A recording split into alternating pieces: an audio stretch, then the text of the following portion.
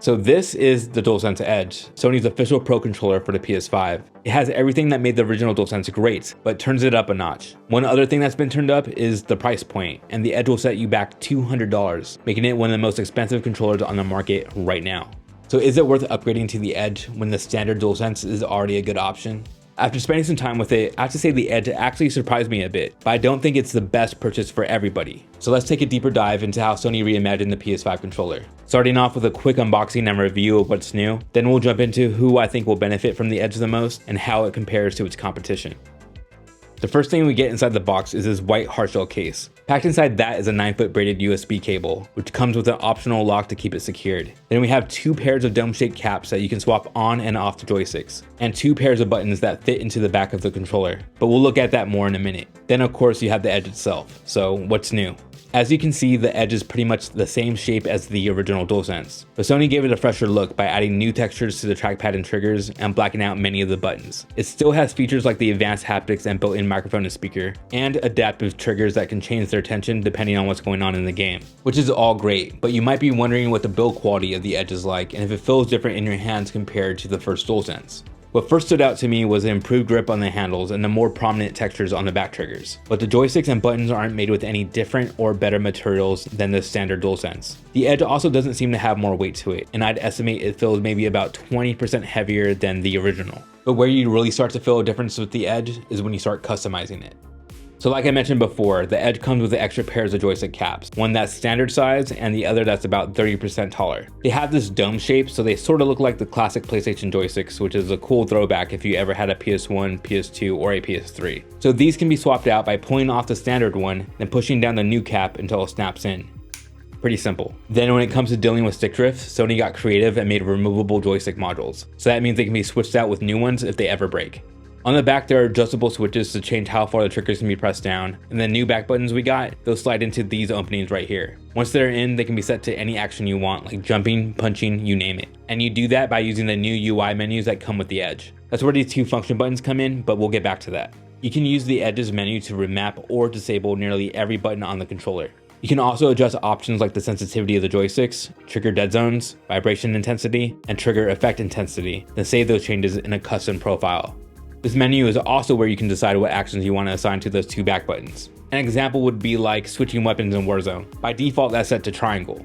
So if you want to change that, you can go into the menu, select either the left or right back button, and set it to triangle. It's that easy. So you can make up to 30 profiles, which are stored in the Unassigned Profiles tab. You can choose 3 of them, then put those under Assigned Profiles in the menu. And those 2 function buttons I mentioned earlier, you can use them to open assigned profiles pretty much whenever you want. You just press down on either the left or right one, and the 3 profiles you selected are right there. There's also a default profile here, but that can't be swapped out as of now. A cool thing is that those 3 profiles you picked are actually saved onto the controller itself. That means you can take the Edge out somewhere, like to a friend's house, and they'll still be there. So the first game I booted up with the Edge was The Last of Us Part 1, and I didn't change around much at first. I set the left back button to square, which is for punching, and set the right back button to circle for crouching. But even though these are pretty simple changes, it was a big difference. So when I was fighting off enemies, I could still control up, down, left, and right movements, all without lifting my thumbs off the joysticks. It made combat feel much more natural. And that was pretty cool, but probably the biggest moment for me was with a game I didn't really even think about trying with the Edge at first, and that's Gran Turismo 7. Once I started customizing things, I set the left back button to downshift and the right one to upshift. And honestly, it felt like the back paddles were made for that exact thing. Shifting was never really a problem on the original DualSense, but this felt like a perfect fit. Using the paddles made shifting way more fun and had me playing even longer. And what makes all this even better is that Gran Turismo has a free upgrade for PSVR 2, so that could be a fun combo with the Edge. When I tested things out in Warzone though, I assigned one back button to jump and the other to switch weapons, and it didn't feel as natural as I thought it would. So after a few matches, I made some changes. I set the right joystick sensitivity option to precision, then set the right trigger to the shortest setting, and switched one of the back buttons to reloading instead of jumping, and it felt much better. So I think that's the strategy you should take when it comes to customizing, which is testing and experimenting until you find what works best for you. Overall, I think Sony nailed it with customization. There is a lot of freedom here. And the more time you spend playing with these settings, the more the Edge will become an extension of you and your playing style. What's great is that Sony made this really easy and quick to do.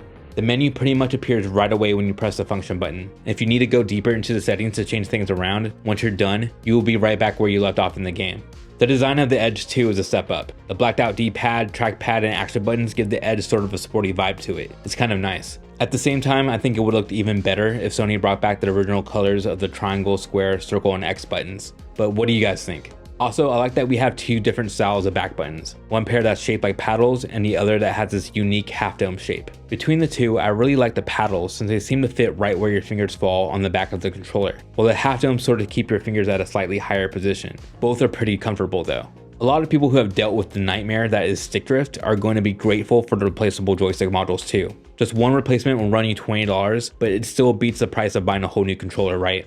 That was a good idea by Sony, and removable modules may be the new standard for other Pro controllers that come out in the future. So that all sounds great, but not everything is a home run here. A small change that Sony made was making the inner part of the controller glossy instead of matte black like the standard DualSense. As I talked about before on this channel, I'm not a fan of glossy plastic on consoles, especially controllers since it scratches really easily. It's a minor thing, but why make something more prone to damage when it's nearly 3 times the price of the original? Also, the hard shell case is okay, but it could have been better if it had its own charging capabilities, just like the Xbox Elite Series 2 case. With the Elite, you can plug a cable into the charger inside the case and just place a controller on top of it to charge. The Edge's case only has an opening to plug a cable directly into the controller. Again, another minor thing, but when you're paying $200, an upgrade like that would have made the case more useful. While we're talking about the Elite Series 2, the biggest difference between it and the Edge for me are the back buttons. The Elite has 4 while the Edge only has 2. And I'm not a pro gamer or anything, and some people may feel like having 2 back buttons is enough. But with how much I love 4 buttons on the Elite controller, having 4 on the Edge would have made it so much better. Having 4 just gives you more options when it comes to keeping your thumbs on the sticks, which could give you that split-second advantage you wanted in a Pro controller in the first place.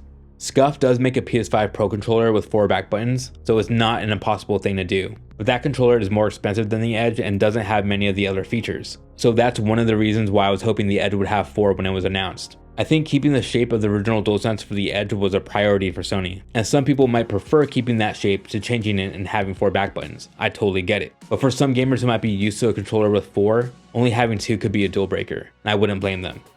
Now let's talk about battery life. The battery of the Edge is about 30% smaller than the one that comes with the original DualSense. And during my playtime, that difference is noticeable. And after playing it for about 90 minutes, the battery already dropped 1 of 3 bars. In all, mine lasted about 6 hours on its very first charge. Your mileage may vary, but compared to the Elite Series 2, I can go days without charging it. If you're someone who games at a desk, battery life probably won't be a huge deal to you since you can just use the cable that came with the Edge. Problem solved. Sony also claims the cable can help with latency, so you might want to do that anyway, especially if you're playing competitively. Again, I'm not playing in tournaments or anything, and I mostly play on my living room TV, but I'm also big on cable management, and having a long wire across my floor isn't ideal. I'm not trying to say the Elite Series 2 is better than the Edge, because there are things the Edge can do that the Elite doesn't. But sometimes the simplest things speak the loudest, and a longer lasting battery should have been a no-brainer for a controller at this price. Or at the very least, a battery that is identical to the original DualSense and not one less powerful. When it comes down to it, it's clear Sony made some trade-offs when designing the Edge. And despite what's great with it, it's hard to ignore what is missing when compared to other Pro controllers. Okay, let's get back to our original question. Is it worth the upgrade? So the original DualSense to me is the best standard controller you can get right now. And if you love the DualSense, the Edge is everything it is and then some. But at $200, it's probably best that people view the Edge as a tool that you would pick up for a clear purpose. Like, take a second to think about what games you play right now that could take advantage of the 2 back buttons on the Edge.